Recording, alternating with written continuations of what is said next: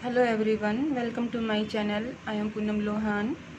अगर आप मेरे चैनल पर नई हैं और मेरी वीडियोस को पहली बार देख रहे हैं तो प्लीज़ मेरे चैनल को सब्सक्राइब करें, वीडियोस को लाइक करें, शेयर करें, कमेंट करें और साथ ही बेल आइकन को प्रेस करें। मेरा नाम पूनम है और मैं एफसी कॉलेज में टीच करती हूँ। मुझे वहाँ 3 साल का एक्सपीरियंस हो चुका है और इसके साथ मैंने पीजी के कुछ टॉपिक्स मेरे रहते थे वो कंप्लीट करवाई हैं और कुछ और भी रहते हैं जो मैं धीरे धीरे करवा रही हूँ कंप्लीट।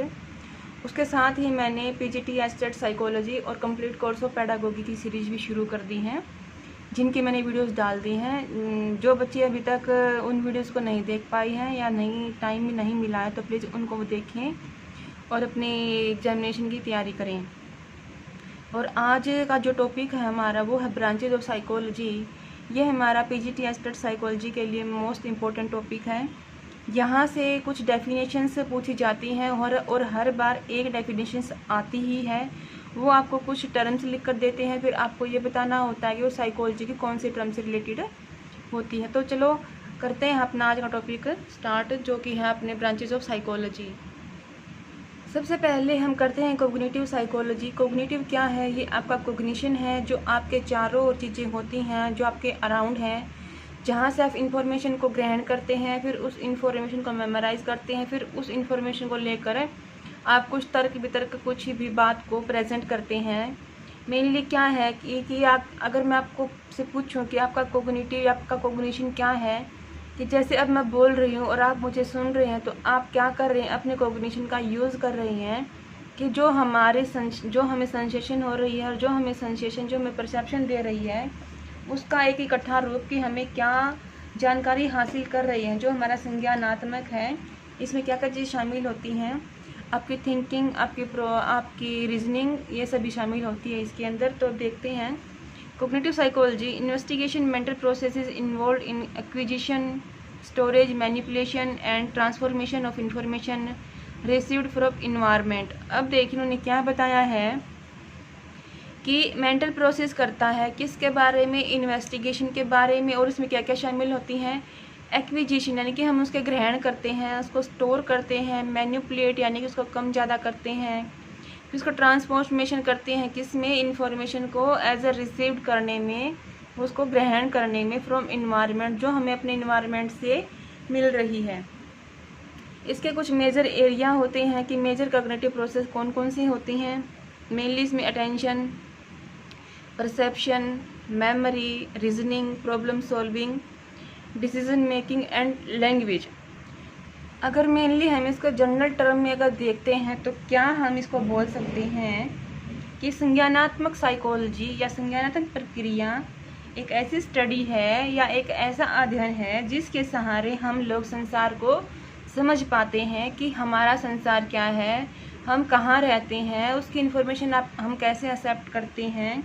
ये सभी क्या है? आपका कोग्निटिव साइकोलॉजी है, कोग्निटिव साइकोलॉजी बोला जाता है। इसमें जैसे आप कुछ चीज़ें याद रखते हैं, कुछ आपका जैसे लर्निंग है आपकी, फिर आपने जो भी अंडरस्टैंडिंग की है, जो प्रॉब्लम सॉल्विंग है, ये सब आप कैसे करते हैं? अपने कोग्निशन के द्वारा ही करते हैं। जैसे अभी अपनी आप तैयारी कर रहे हैं अपने कॉम्पिटिटिव एग्ज़ाम की, तो क्या है? अपने कोग्निशन को यूज़ किया है। और जब ये क्वेश्चंस आपके एग्ज़ाम में आते हैं तो फिर आप वहाँ क्या करते हो? अपने मेमोरी से क्या करते हो? उसको रिट्रीव करते हो, प्रॉब्लम को सॉल्व करते हो और साथ ही क्या करते हो? आप अपने क्वेश्चंस को अच्छे से कंप्लीट कर लेते हैं। अब तक जो इसके बारे में क्वेश्चन पूछा गया है उसमें यही बताया गया है। वो आपको ये वाली डेफिनेशन लिख कर दे देते हैं और उसमें आपको 4 ऑप्शन दे देते हैं, कोग्निटिव साइकोलॉजी और आपका पर्सनैलिटी साइकोलॉजी, साथ ही आपका दे देंगे वो स्पोर्ट्स साइकोलॉजी या फिर दे देंगे डेवलपमेंटल साइकोलॉजी। तो आपको ये डेफिनेशंस को पढ़कर यहाँ के पॉइंट को ध्यान में रखकर आपको इसका आंसर करना पड़ता है। मेनली इसकी पहचान क्या है कि जहाँ हम एक्विजिशन करते हैं, स्टोरेज करते हैं, मैनिपुलेशन करते हैं, ट्रांसफॉर्मेशन करते हैं, वो क्या होता है? हमारा कोग्निटिव साइकोलॉजी होता है। अब देखिए, स्टोरेज का नाम तो हमारी मेमोरी में भी आता है और ट्रांसफॉर्मेशन भी हम वहाँ करते हैं। तो कुछ अगर आप इनको डिटेल से नहीं पढ़ेंगे तो कुछ बच्चे क्या करते हैं, इतने आसान क्वेश्चन को गलत कर देते हैं। तो इसको अच्छे से ध्यान से पढ़ें कि acquisition, storage, manipulation and transformation, जहाँ पर ये वर्ड आ जाते हैं और हम क्या करते हैं, इन्वेस्टिगेशन के लिए एक मेंटल प्रोसेस को यूज़ करते हैं, वो हमारी क्या होती है, कॉग्निटिव साइकोलॉजी। फिर देखते हैं कि प्रोसेस किस किस पर होती है। हमारी प्रोसेस के जो मेजर एरिया हो हमारी attention, perception, memory, reasoning, problem solving, decision making और लैंग्वेज होता है। नेक्स्ट स्कूल होता है हमारा बायोलॉजिकल साइकोलॉजी, जिसको बोलते हैं जैविक मनोविज्ञान, कि हमारा जो शरीर है, जो हमारा ब्रेन है, हमारी बॉडी है, कैसे काम करता है, कैसे हम अपने एनवायरनमेंट को अडॉप्ट कर पाते हैं, क्या हमारे हार्मोन्स हैं, कैसे कैसे हार्मोन्स रिलीज होते हैं और किस किस काम में कौन सा हार्मोन हमारा काम करता है, वो हमारा क्या होता है, बायोलॉजिक साइकोलॉजी, जिसमें हमारा क्या करते हैं, हम focus on the relationship between behaviour and physical system, कि हमारे व्यवहार और हमारे फिजिकल सिस्टम के बीच में एक रिलेशनशिप होता है, जिसमें the brain including the brain भी शामिल होता है, and the rest of the nervous system, बाकी जो हमारा नर्वस सिस्टम का पार्ट है, हमारा ब्रेन है, ये सब हम किस में शामिल करते हैं, हमारे बायोलॉजिकल साइकोलॉजी में। क्लियर है आपको कि हम बायोलॉजिकल साइकोलॉजी में क्या शामिल करेंगे, relationship between behaviour and physical system including the brain and the rest of the nervous system. साथ ही इसमें क्या है, the immune system and genetics, जो हमारा इम्यून सिस्टम है, हमारे जेनेटिक्स हैं, जो हमारे जीन्स होते हैं, जो हमें अपने पेरेंट्स से मिलते हैं, हमारे पेरेंट्स को उनके पेरेंट्स से मिलते हैं, ये हमारा मेनली क्या है, biological psychology. Biological psychologist often collaborate with, ये उनकिन के साथ मिलकर काम करते हैं, न्यूरो साइंटिस्ट के साथ मिलकर काम करते हैं, न्यूरो साइकोलॉजी के साथ मिलकर काम करते हैं, जूलॉजिस्ट के साथ मिलकर काम करते हैं, फिर एंथ्रोपोलॉजिस्ट के साथ मिलकर काम करते हैं। इन सब के साथ काम करने के बाद जो ये स्टडी लेकर आते हैं, तो वहाँ पर मेनली हम क्या बताते हैं कि जहाँ पर हमारे ब्रेन का, हमारे फिजिकल सिस्टम का, हमारे नर्वस सिस्टम का और जो हमारे बिहेवियर का जहाँ पर एक रिलेशनशिप पाया जाता है, वो हमारा क्या है, बायोलॉजिकल साइकोलॉजी। इसमें और ब्रेन फंक्शनिंग, जो हमारी ब्रेन की फंक्शनिंग है कि हमारा ब्रेन कैसे काम करता है, उसके लिए नई नई टेक्निक्स को ये यूज़ करते हैं, जैसे हमारा ECG, इससे भी हमारा होता है ECG, पेट स्कैन, MRI, ये सारे हम क्या करते हैं, हमारे इसके अंदर हमारे ब्रेन की फंक्शनिंग का या हमारे ब्रेन की लोकेशन का या हमारा ब्रेन किस तरीके से काम करता है, इन टेक्निक के द्वारा हम ब्रेन के पूरे फंक्शंस को जान पाते हैं कि हमारा ब्रेन और हमारी बॉडी का क्या सिस्टम है और किस से हमारा बिहेवियर इफ़ेक्ट हो रहा है। अब है डेवलपमेंटल साइकोलॉजी। अब देखिए, बायोलॉजिकल साइकोलॉजी अलग है और डेवलपमेंटल साइकोलॉजी अलग है। अगर हम कई बार क्या करते हैं, डेवलपमेंटल साइकोलॉजी और बायोलॉजिकल साइकोलॉजी को एक ही समझ लेते हैं कि दोनों ही चीज़ें एक ही हैं। नहीं, ये दोनों अलग हैं, ये एक नहीं है। अब हमने बायोलॉजी साइकोलॉजी में क्या पढ़ा है, रिलेशनशिप पढ़ा है हमारे बिहेवियर का और हमारे फिजिकल सिस्टम का, कि हमारा फिजिकल सिस्टम जिसमें हमारा ब्रेन, हमारा नर्वस सिस्टम, हमारा इम्यून सिस्टम शामिल है, और उन तीनों का हमारे बिहेवियर पर क्या इफेक्ट पड़ता है, वो हमने कहाँ पढ़ा, हमारे बायोलॉजिकल साइकोलॉजी में। बट डेवलपमेंटल साइकोलॉजी में हम क्या पढ़ेंगे, हम पढ़ेंगे studies the physical, social and psychological change that occur at different ages and stages over a life span from conception to old age, कि जब गर्भ धारण हो जाता है और जब ओल्ड एज तक हमारा डेवलपमेंट होता है, उसमें हमारे फिजिकल चेंज भी शामिल होते हैं, हमारे सोशल चेंज भी शामिल होते हैं, साथ ही क्या हमारा साइकोलॉजिकल, यानी कि हमारा मनोवैज्ञानिक तरीके से हमारे बिहेवियर में क्या चेंजेस आएंगे, वो हम कहाँ पढ़ेंगे, हमारे डेवलपमेंटल साइकोलॉजी में। अब नाम से तो दोनों एक जैसे लग रहे हैं कि बायोलॉजिकल साइकोलॉजी और एंड डेवलपमेंटल साइकोलॉजी एक ही है, बट ये एक नहीं है। आपको ध्यान रखना पड़ेगा कि डेवलपमेंटल साइकोलॉजी क्या है, हमारे कंसेप्शन टू ओल्ड एज का हमारा डेवलपमेंटल साइकोलॉजी कहलाता है। इसकी पहचान यही है आपकी मेनली। और जो बायोलॉजिकल साइकोलॉजी है उसमें क्या किया गया था कि हमारी बॉडी का फंक्शन क्या है, हमारा ब्रेन कैसे काम करता है, हमारा फिजिकल सिस्टम, हमारा ब्रेन, हमारा नर्वस सिस्टम, हमारा इम्यून सिस्टम कैसे हमारे बिहेवियर को इफ़ेक्ट करते हैं, हमारा ब्रेन के कौन कौन से पार्ट क्या काम करते हैं, उसके लिए PET scan, MRI scan, CT scan, ECG, EEG का यूज़ करते हैं। क्लियर है आपको, डिफरेंस क्लियर है, समझ में आ रहा है कि डेवलपमेंटल साइकोलॉजी में क्या डिफरेंस है और बायोलॉजिकल साइकोलॉजी में क्या डिफरेंस है। तो अब आप इन दोनों में डिफरेंस करना अच्छे से समझ लेंगे। फोकस ऑन कि हमारा जो डेवलपमेंटल साइकोलॉजी है उसमें हम किस पर फोकस करते हैं, मेनली हमारा बायोलॉजिकल पर, सोशल कल्चरल पर, हमारा इन्वायरमेंटल फैक्टर पर।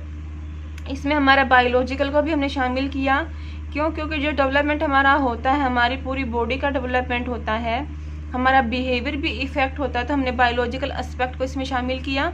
साइको कल्चरल भी हमने शामिल किया और इन्वायरमेंटल फैक्टर, क्योंकि हम एक इन्वायरमेंट में रहते हैं, हमारे सराउंडिंग का जो इन्वायरमेंट है, हमारा आस पड़ोस, हमारी फैमिली, हमारा स्कूल, ये सभी हमारे क्या कहलाएंगे, इन्वायरमेंटल फैक्टर कहलाएंगे। कोलैबोरेट विद, और ये जो हमारे डेवलपमेंटल साइकोलॉजिस्ट हैं किसके साथ सहयोग करते हैं, यानी किसके साथ मिलकर अपने डेवलपमेंटल को बढ़ाते हैं, जैसे anthropologist, educationist, neurologist, social worker and counsellor, इन सब के साथ ये क्या करते हैं, मिलकर काम करते हैं और अपने डेवलपमेंट साइकोलॉजी में नए नए एस्पेक्ट्स, नई नई स्टडी, नई नई रिसर्च ही शामिल करते हैं। तो क्लियर है कि डेवलपमेंटल साइकोलॉजी और बायोलॉजिकल साइकोलॉजी क्या है, ये दोनों अलग हैं। अभी जो लास्ट ईयर का स्टार्ट था वहाँ पर हमारा बायोलॉजिकल साइकोलॉजी की डेफिनेशन पेपर में आई हुई थी। अब देखते हैं हम सोशल साइकोलॉजी क्या है। Explore how people are affected by their social environment, कि अपने सोशल इन्वायरमेंट से लोग कैसे अफेक्ट होते हैं। How people think about and influence other, कि लोग कैसे सोचते हैं। हाउ पीपल थिंक अबाउट, कि अपने बारे में, अपने सोशल एरिया के बारे में, अपनी कम्युनिटी के बारे में कैसे सोचते हैं। एंड इन्फ्लुएंस अदर, और कैसे वो दूसरों को प्रभावित करते हैं। ये हम कहाँ पढ़ते हैं, हमारी सोशल साइकोलॉजी में। जैसे हम क्या हैं, एक सामाजिक प्राणी, ह्यूमन एक सामाजिक प्राणी है और वो समाज के अंदर रहता है और समाज के अंदर रहकर उसको सामाजिक नियमों की पालना करनी पड़ती है। वो क्या करता है, किस तरीके से वो सोचता है, उसकी सोच पर किन किन चीज़ों का इफ़ेक्ट पड़ता है।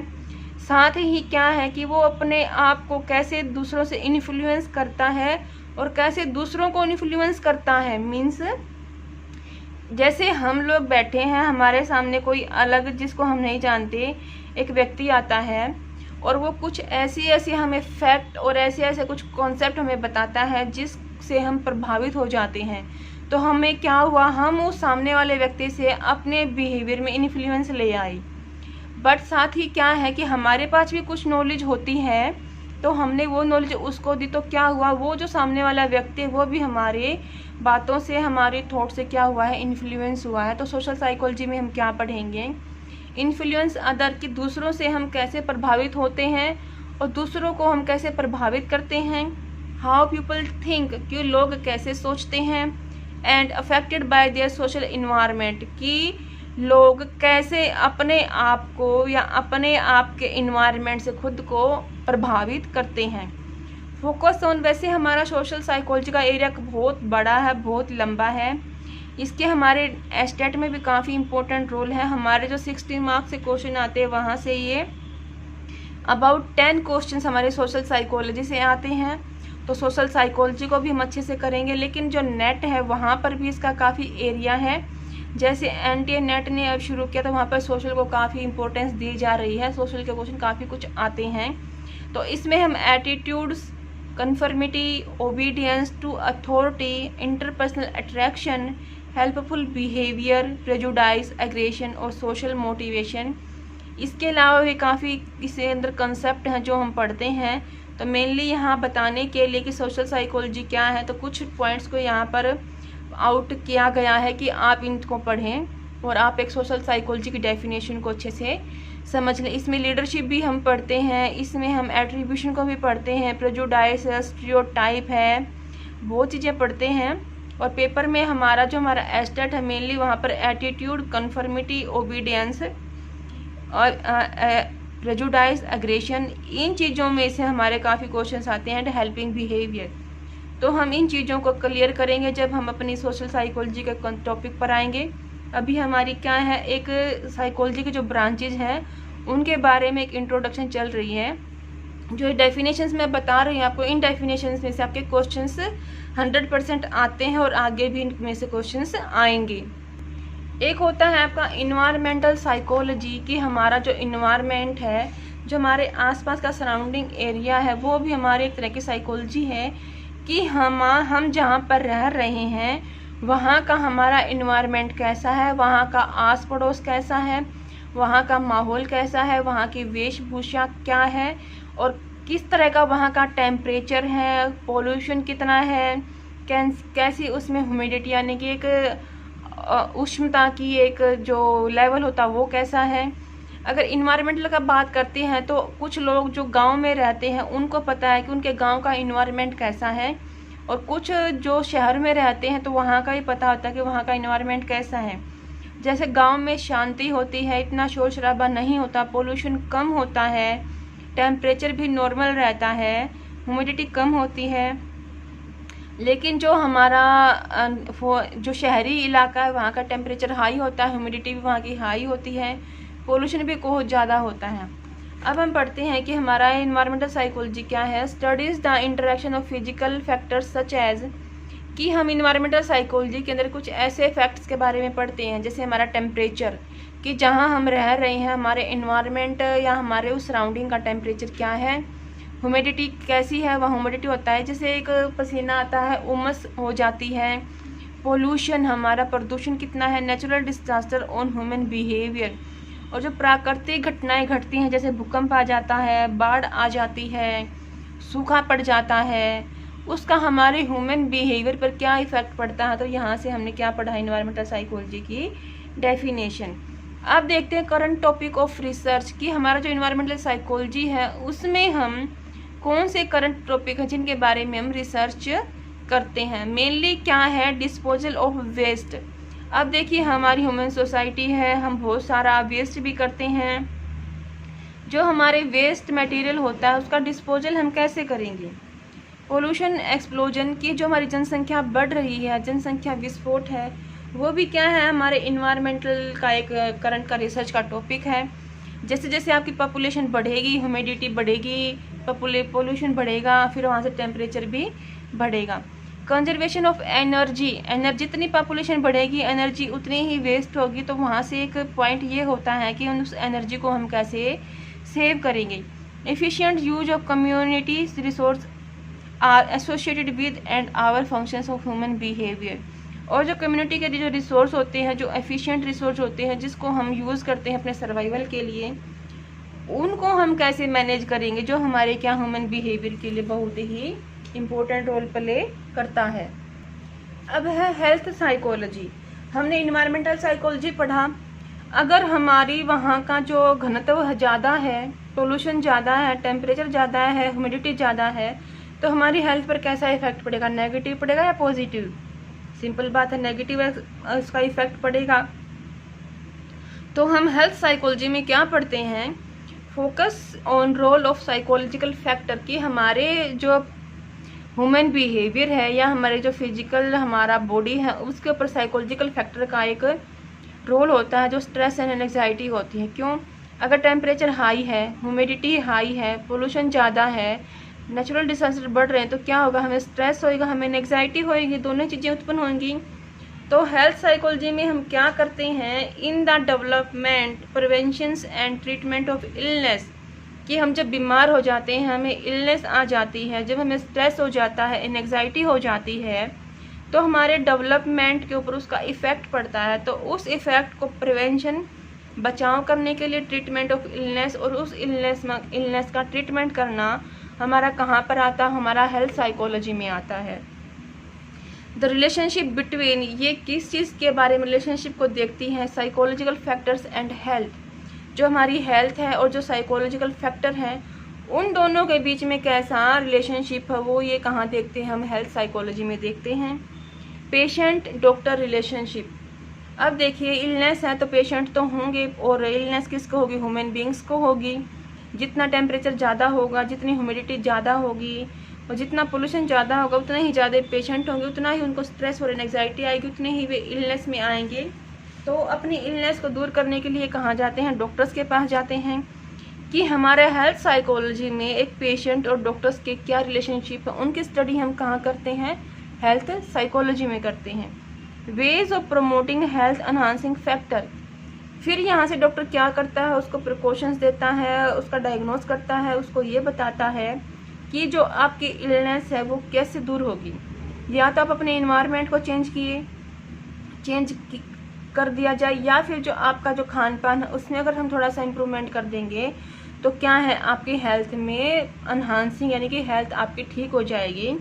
यानी कि हेल्थ साइकोलॉजी में हम ऐसे ऐसे वेज बताते हैं, ऐसे उपाय बताते हैं कि जिससे हमारी हेल्थ एनहांसिंग को क्या करेंगे, प्रमोट करेंगे। ऐसे फैक्टर वो डिस्क्राइब किए जाते हैं।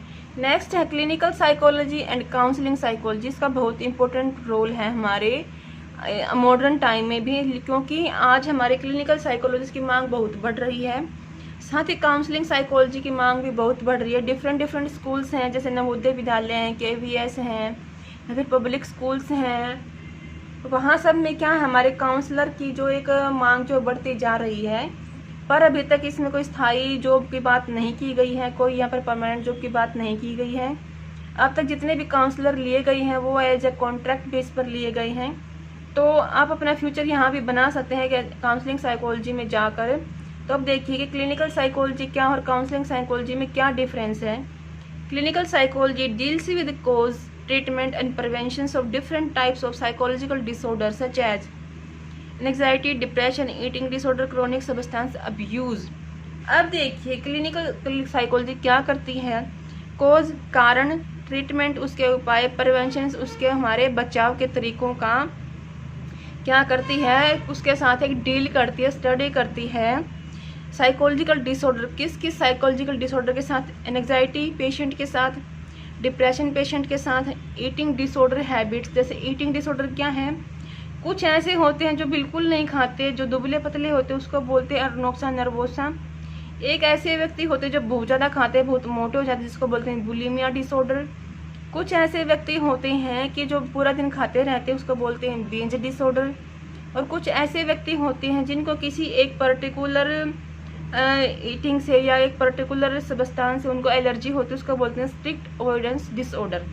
तो ये क्या हमारे ईटिंग डिसऑर्डर है। मेनली जो हमारा ईटिंग डिसऑर्डर का पार्ट है, यहाँ से भी आपके एस्टेट में हमेशा क्वेश्चन पूछे जाते हैं, और ईटिंग डिसऑर्डर का आपका पेडागोगी में भी क्वेश्चन आता है और आपके एस्टेट साइकोलॉजी में भी क्वेश्चंस आते हैं। क्रोनिक सब्सटेंस अब्यूज, सब्सटेंस क्या होता है, जैसे अल्कोहल है या फिर कोई अफीम वगैरह, हीरोइन है, उन चीज़ों को लेते हैं तो उनसे से क्या है, एक क्रोनिकल सब्सटेंस वाले व्यक्ति का जन्म होता है। तो क्लिनिकल साइकोलॉजी क्या करती है, cause, treatment and prevention, mainly psychological disorder के बारे में, such as anxiety, depression, eating disorder, chronic substance abuse. तो यहाँ से आपको इसकी डेफिनेशन क्लियर हो गई है। फिलहाल जो हमारा टॉपिक चल रहा है वो हमारा डेफिनेशंस का चल रहा है। डेफिनेशन से भी क्वेश्चन आपके पुट किए जाते हैं। काउंसलिंग साइकोलॉजी क्या होता है, aims to improve everyday functions by helping people solve problems in daily living and cope more effectively with challenging situations. कि काउंसलिंग का क्या एम है, हम क्या करते हैं, एवरीडे जो फंक्शनिंग है, जो हमारी एवरीडे की लाइफ है, उसमें क्या करते हैं हम, जब फंक्शनिंग में गड़बड़ आ जाती है तो उसको इम्प्रूव करने की कोशिश करते हैं। Solve problem in daily living, जो हमारी डेली लाइफ है, जो हम डेली लाइफ जीते हैं, वहाँ जो प्रॉब्लम आ जाती हैं, उन प्रॉब्लम को सोल्व हम कहाँ करते हैं, हमारी काउंसलिंग के द्वारा उन प्रॉब्लम को सोल्व किया जाता है। एंड कोप होता है उनको बचाव के तरीके समझाना, मोर इफेक्टिवली विद चैलेंजिंग सिचुएशंस, जब हमारी सिचुएशन ऐसी आ जाती है कि हम उसमें फंस जाते हैं, हम डिसीजन नहीं ले पाते कि अब हमें क्या करना है, कैसे करना है, उसके लिए हम क्या करते हैं, काउंसलर के पास जाते हैं, हमारी उसको प्रॉब्लम बताते हैं, तो काउंसलर क्या करता है, उन प्रॉब्लम को सोल्व कर देता है। अब काउंसलिंग साइकोलॉजी में क्या किया जाता है, deals with less serious problem, कि जो बहुत ही कम सीरियस प्रॉब्लम वाले व्यक्ति होते हैं, जो समस्याएं होती हैं, उनकी डील हम कहाँ करते हैं, हमारी काउंसलिंग साइकोलॉजी में करते हैं। एडवाइजिंग देम, कि जो जिन लोगों को लेस सीरियस प्रॉब्लम है उसको एडवाइस दी जाती है, उसको सलाह दी जाती है। पर्सनल प्रॉब्लम, उन व्यक्तियों की पर्सनल प्रॉब्लम क्या है, कैसे उसको सोल्व आउट किया जाता है, वो क्या करेंगे हम, पर्सनल प्रॉब्लम। साथ ही करियर प्लानिंग, कि जो बच्चा अभी +2 में है या फिर उसने अपनी PUC कर ली है, तो अब वो अपने किस करियर में जाएगा। तो काउंसलिंग के दौरान हम क्या करते हैं, उन बच्चों की जो काउंसलर के पास काउंसलिंग लेने आते हैं, उनको उनके करियर प्लानिंग के बारे में एडवाइस दी जाती है कि उनका जो इंटरेस्ट एरिया है वो किस में ज़्यादा है और किस तरीके से वो अपने उस एरिया को बढ़ा सकते हैं, उसमें इम्प्रूव कर सकते हैं। तो क्या है वो आपकी करियर प्लानिंग भी हम किस में करते हैं, हमारे काउंसलिंग में करते हैं। पर्सनल प्रॉब्लम को सोल्व आउट कहाँ करते हैं, काउंसलिंग में करते हैं। और एडवाइजिंग कि हमें उनको सलाह देनी होती है तो वो हम कहाँ करते हैं, हमारे काउंसलिंग साइकोलॉजी में किया। अब बात करते हैं क्लिनिकल साइकोलॉजिस्ट एंड साइकियाट्रिक्स। ये भी नाम आपने सुने हैं कि साइकियाट्रिक्स कौन होते हैं, क्लिनिकल साइकोलॉजिस्ट कौन होते हैं। तो आज आपको ये भी क्लियर हो जाएगा कि आपके क्लिनिकल साइकोलॉजिस्ट कौन है और साइकियाट्रिक्स कौन होते हैं।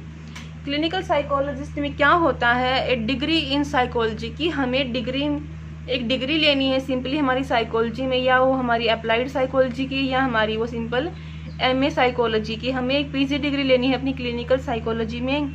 इंक्लूड्स इसमें क्या शामिल होता है, intensive training in treating people with psychological disorder, कि जिनको साइकोलॉजिकल डिसऑर्डर होते हैं उनको हम ट्रीट कैसे करेंगे उसके बारे में एक ट्रेनिंग दी जाती है। हमारे क्लिनिकल साइकोलॉजिस्ट एक ट्रेनिंग लेते हैं।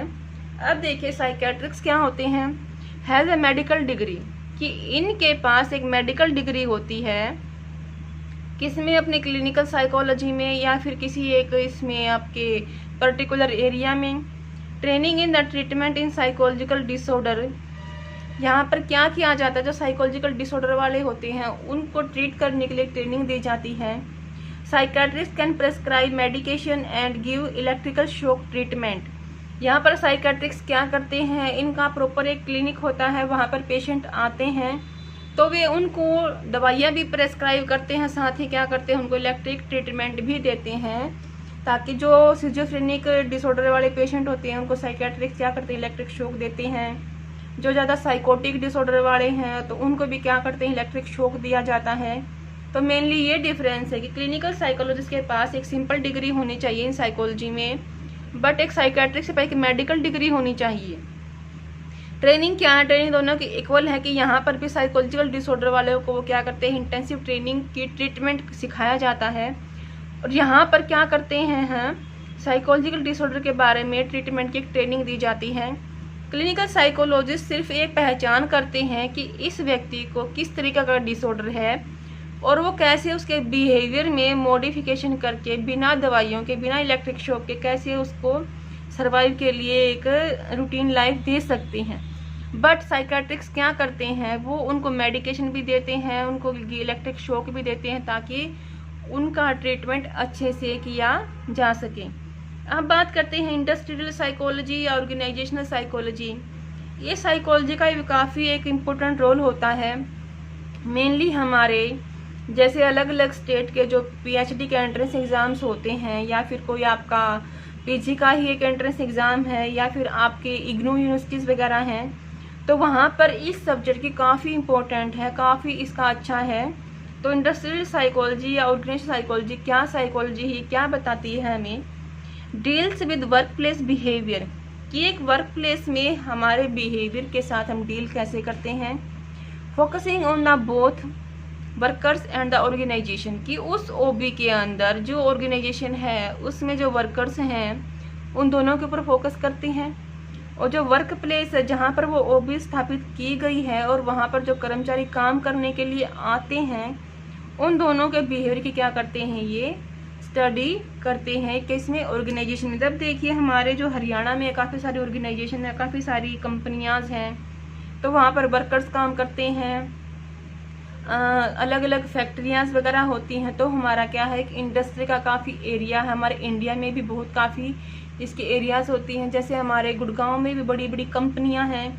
तो क्या है, एक तरह की इंडस्ट्रियल साइकोलॉजी काम करती है वहाँ, कि वहाँ पर जो वर्कर्स हैं, जो वर्क प्लेस है वो किस तरीके का होना चाहिए, कि जो हमारे वर्कर हैं, जो वहाँ पर एम्प्लॉय काम करते हैं, उनके बिहेवियर में ज़्यादा चेंज ना आए, ताकि उनको जो है टेम्परेचर एक अच्छा होना चाहिए, हवा का प्रबंध प्रॉपर होना चाहिए।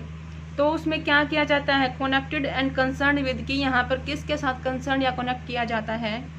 ट्रेनिंग एम्प्लॉयज़, कि जिन एम्प्लॉयर को वहाँ पर काम करने के लिए बुलाया जाता है उनके लिए क्या किया जाता है, एक ट्रेनिंग दी जाती है, उनको काम सिखाया जाता है कि आपको इस ओबी में किस तरीके से काम करना और कैसे आप इसमें प्रोडक्शन को बढ़ा सकते हैं।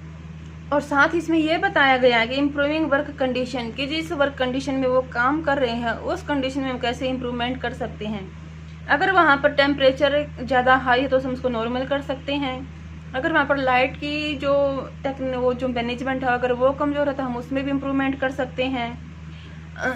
तो हर जगह उनके बैठने का, फिर उनके रेस्ट करने का एक टाइम हमें सेट करना पड़ता है, ताकि जो प्रोडक्शन ज़्यादा से ज़्यादा हो, जो इलनेस है कर्मचारियों की वो कम हो।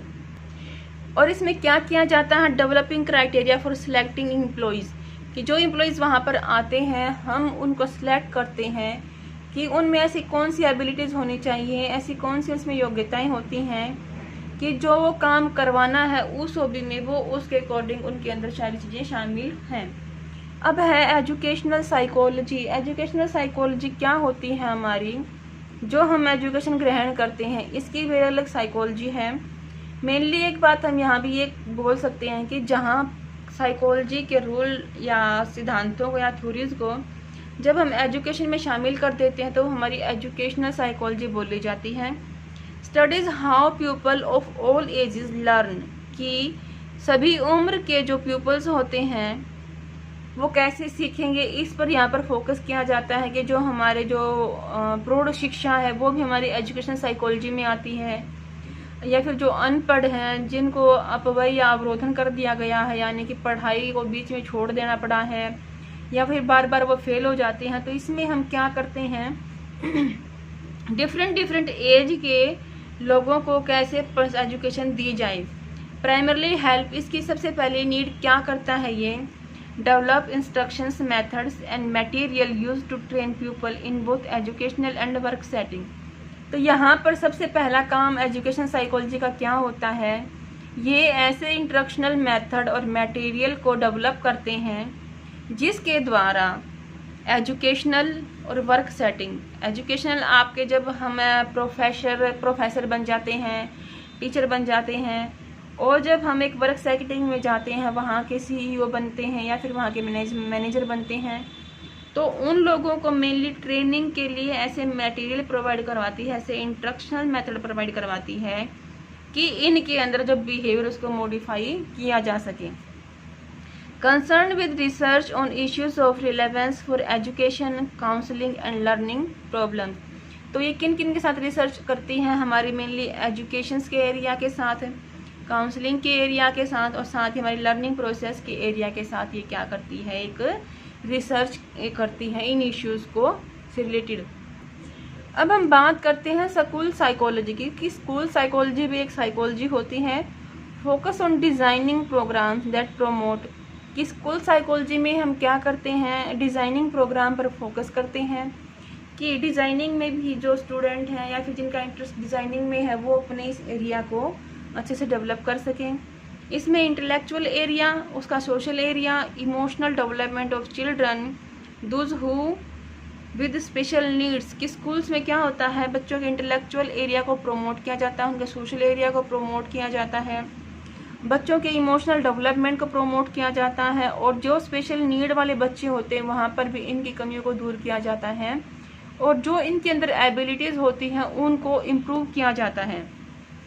साथ ही इसमें एक कॉन्सेप्ट होता है स्पोर्ट्स साइकोलॉजी, जो हमारा खेल जगत है, जैसे हमारे क्रिकेट है, हॉकी हैं, शतरंज के खिलाड़ी हैं, टेनिस वाले हैं, तो हमारा क्या है, हमारे इंडिया में और स्पेशली हमारे हरियाणा में क्या है, स्पोर्ट्स का काफ़ी इम्पोर्टेंट रोल है।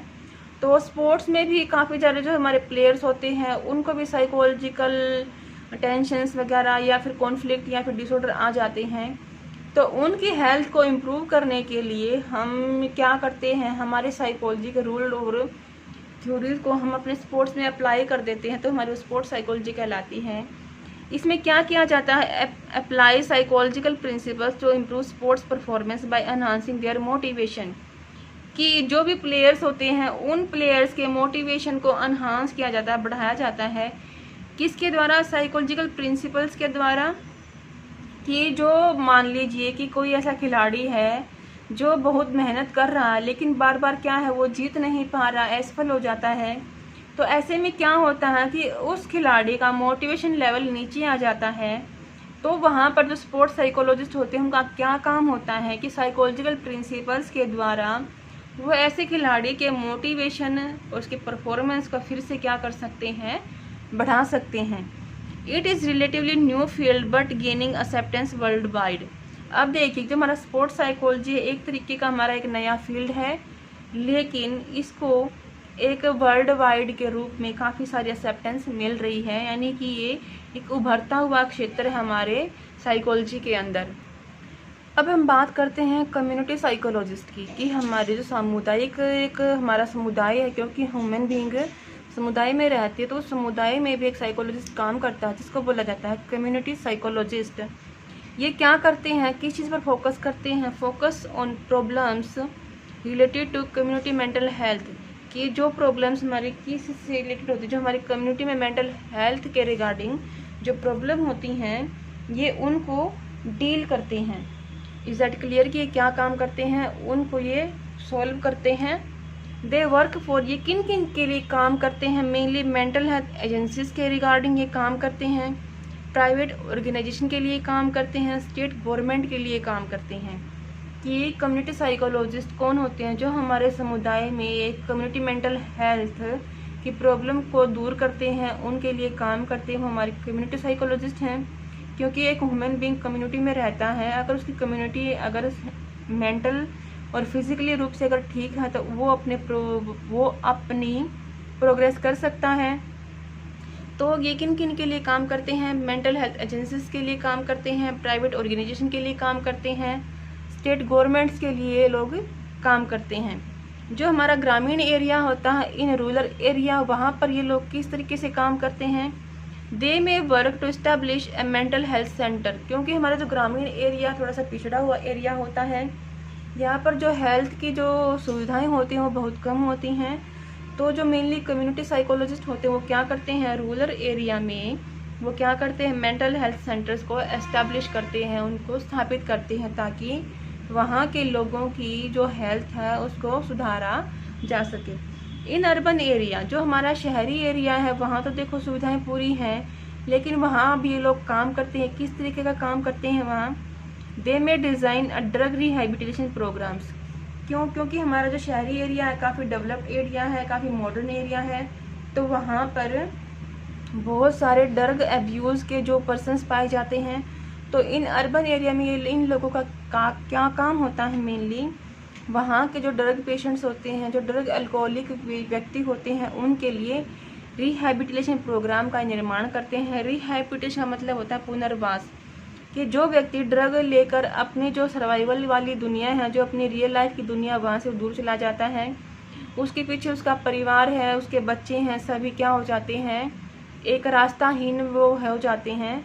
तो यहाँ पर उन लोगों का क्या काम है कि जो व्यक्ति ऐसे ड्रग लेकर अपनी लाइफ से भटक गए हैं, उनको एक पुनर्वास केंद्र में ले जाया जाए और वहाँ पर उनके जीवन में सुधार किया जाए, ताकि फिर से वो अपनी सर्वाइवल को पा सकें। Many community psychologist also work with special population. कुछ ऐसे भी कम्युनिटी साइकोलॉजिस्ट होते हैं जो क्या करते हैं? स्पेशल पॉपुलेशन के साथ वो डील करते हैं, उनकी भी हेल्थ में वो क्या करते हैं?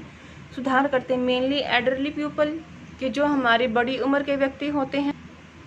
कई बार आप लोग भी देखते हैं कि बहुत से हमारे ऐसे वृद्धाश्रम होते हैं जहाँ पर बूढ़ों को अपने घरों से निकाल दिया जाता है और उसको एक वृद्धाश्रम में रखा जाता है। तो ऐसे लोगों की मेंटली और जो उसकी फिजिकली हेल्थ है उसको सुधार करने के लिए भी कम्युनिटी साइकोलॉजिस्ट काम करते हैं। साथ ही क्या करते हैं? फिजिकली और मेंटली चैलेंज, कुछ लोग ऐसे होते हैं जो फिजिकली चैलेंज होते हैं, यानी कि शारीरिक रूप से असक्षम होते हैं। कुछ ऐसे व्यक्ति होते हैं जो मेंटली रूप से असक्षम होते हैं, जो अपना काम नहीं कर पा सकते। उन लोगों के लिए भी क्या करते हैं? हमारे कम्युनिटी साइकोलॉजिस्ट काम करते हैं फॉर एल्डरली पीपल और फिजिकली और मेंटली चैलेंज पीपल्स के लिए। फिर हम ये देखते हैं कि जो हमारा कम्युनिटी साइकोलॉजिस्ट है या साइकोलॉजिस्ट हैं, उनके लिए एक इंटरेस्ट का एरिया होता है। जैसे हमारे जो क्लिनिकल साइकोलॉजी है उनका एक अलग से एरिया होगा, उनका इंटरेस्ट अलग होगा। जो हमारे सिंपल काउंसलर हैं उनका एक अलग एरिया है। ऐसे जो हमारे साइकेट्रिक्स होते हैं उनका भी एक रिसर्च का एरिया होता है, एक इंटरेस्ट का एरिया होता है। तो जितने भी व्यक्ति मुझे सुन रहे हैं, जितने भी हैं, उन सब का भी एरिया अलग अलग है। वो अपनी लाइफ में कुछ ना कुछ बनना चाहते हैं, तो उनका भी क्या हम कहते हैं? एक इंटरेस्ट का एरिया होता है। हर बच्चे का एक इंटरेस्ट का एरिया होता है। तो ऐसे ही जो हमारे कम्युनिटी साइकोलॉजिस्ट होते हैं उनका भी एक इंटरेस्ट का एरिया होता है, जो मेनली रीडायरेक्शन क्या है? कि जो व्यक्ति ड्रग अब्यूज़ हैं या मेंटली चैलेंज हैं, फिजिकली चैलेंज हैं, एल्डरली पीपल हैं, जितने भी मेंटल तरीके के जो भी उनके पास पेशेंट आते हैं, उनको क्या करते हैं, रीडायरेक्ट करते हैं, मीन्स कि वो अपनी लाइफ को फिर से शुरू करें। Evolutions of various program and plans, कि उन्होंने जितने प्रोग्राम्स बनाए हैं, जितने उन्होंने प्लान्स बनाए हैं, वे प्लान्स अगर काम कर रहे हैं तो अच्छी बात है। अगर वो प्लान्स अच्छे से काम नहीं कर रहे हैं, कुछ उनके अंदर कमियां आ गई हैं, तो वो क्या करते हैं, अपने ही द्वारा बनाए गए प्रोग्राम्स को एकाएक मूल्यांकन करके देखते हैं कि कहाँ तक ये चीज़ें सफल हुई हैं और हमें कितना और उनके अंदर इम्प्रूवमेंट करना है। फिर क्या करते हैं, CBR यानी कि कम्युनिटी बेस्ड रिहैबिलिटेशन सेंटर्स का निर्माण करते हैं, क्योंकि काफ़ी कुछ ऐसी पॉपुलेशन भी हमारी है जो हमारी बेसिकली जो इकोनॉमिक एरिया है, कंडीशंस है, उसके नीचे रखती होती हैं, तो वो अपने आप कहीं नहीं जा सकते। तो उन लोगों के सुधार के लिए क्या करते हैं ये लोग, कम्युनिटी की उस समुदाय के रिगार्डिंग, जिस समुदाय में वो लोग हैं उस समुदाय से रिलेटेड एक रिहैबिलिटेशन सेंटर्स का निर्माण करते हैं, ताकि ऐसे व्यक्तियों को उसी समुदाय में रख कर, वहीं पर रख कर उनको पुनर्वास किया जा सके, ताकि जिस लाइफ को वे पहले जी रहे थे, जो उनकी अब डिस्टर्ब हो गई है, फिर से वो अपनी लाइफ में जा सके और वहाँ से अपना काम कर सके। ये सब क्या था, हमारे जो साइकोलॉजी के डिफरेंट एरिया या एस्पेक्ट्स हैं, जहाँ पर हमारे साइकोलॉजिस्ट या साइकोलॉजी के रूल या उनकी थ्योरीज काम करती हैं। इनके साथ ही क्या है कि कुछ ऐसे भी अपने डिसिप्लिन से ऐसे सब्जेक्ट हैं जहाँ पर साइकोलॉजी रिलेटेड होती है, वे इस तरीके से हैं। मेनली हमारी जो साइकोलॉजी और डिफरेंट हमारे जो सब्जेक्ट हैं उनके साथ भी काम करती है। For example education and psychology का भी रिलेशनशिप बताया गया है। साइकोलॉजी इकोनॉमिक्स के साथ भी काम करती है। Psychology music and fine art के साथ भी काम करती है। इधर से फिर जो हमारी लॉ है, क्रिमिनोलॉजी जिसको बोलते हैं फोरेंसिक साइकोलॉजी, उसके साथ भी काम करती है। हमारा जो मास कम्युनिकेशन है, जो हमारी संचार माध्यम है, उसके साथ भी काम करती है। सोशोलॉजी के साथ काम करती है, क्योंकि सोशोलॉजी में क्या है, हमारा सामाजिक है और सामाजिक रूप से हमारे जो काम, ह्यूमन बीइंग एक सामाजिक प्राणी है जिसको समाज में रहना है, तो साइकोलॉजी एज ए सोशोलॉजी भी रिलेटेड एक कंसेप्ट क्लियर करती है। साइकोलॉजी का हमारे आर्किटेक्ट और इंजीनियरिंग के साथ भी एक अच्छा रिलेशनशिप है कि यहाँ से भी अच्छा काम करती है। साथ ही हमारी साइकोलॉजी का हमारे मेडिसिन और साइकेट्रिक सेंटर के साथ भी काम अच्छा है इसका। कंप्यूटर साइंस के साथ भी साइकोलॉजी एज ए कोरिलेटेड होकर काम करती है। साइकोलॉजी एंड फिलोसफी का तो आप लोगों को पता ही है कि हमारी फिलोसफी के अंदर ही है साइकोलॉजी को पढ़ाया जाता था। तो वहाँ से विलियम वुंड ने 1879 से पहले क्या किया था, उस फिलोसफी में से, अपने दर्शन शास्त्र में से अपने मनोविज्ञान को बाहर निकाल लिया था और 1879 में एक स्वतंत्र शाखा बन गई थी जहाँ पर हमने साइकोलॉजी को अलग से पढ़ा। साथ ही हमारा साइकोलॉजी और पॉलिटिकल साइंस का भी गहरा संबंध है। तो ऐसे हमने देखा कि हमारे साइकोलॉजी के डिफरेंट स्कूल्स हैं, डिफरेंट एरियाज़ हैं और डिफरेंट ऐसे साइकोलॉजिस्ट हुए हैं जो डिफरेंट एरिया में काम करते हैं।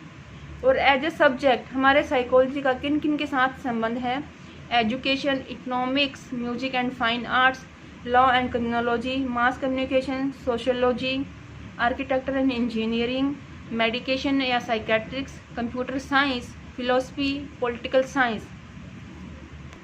तो ऐसे हमने अपनी ब्रांचेस ऑफ साइकोलॉजी को कंप्लीट कर लिया है। यहाँ से आपका एक क्वेश्चन 100% आएगा जो हर बार आता है। तो प्लीज़ अगर आपको मेरा पढ़ाया हुआ अच्छा लगता है या मेरे कंसेप्ट आपको अगर अच्छे लगते हैं तो प्लीज़ मेरी वीडियोस को लाइक करें, शेयर करें, कमेंट करें और साथ ही मेरे चैनल को सब्सक्राइब करें। अगर आप लोगों ने चैनल सब्सक्राइब कर लिया है तो प्लीज़ अपने दोस्तों को, अपने रिलेटिव्स को, सबको बताएं और सबके साथ आप मेरे चैनल को शेयर करें। तो मिलते हैं नए टॉपिक और नई वीडियो के साथ, तब तक के लिए धन्यवाद।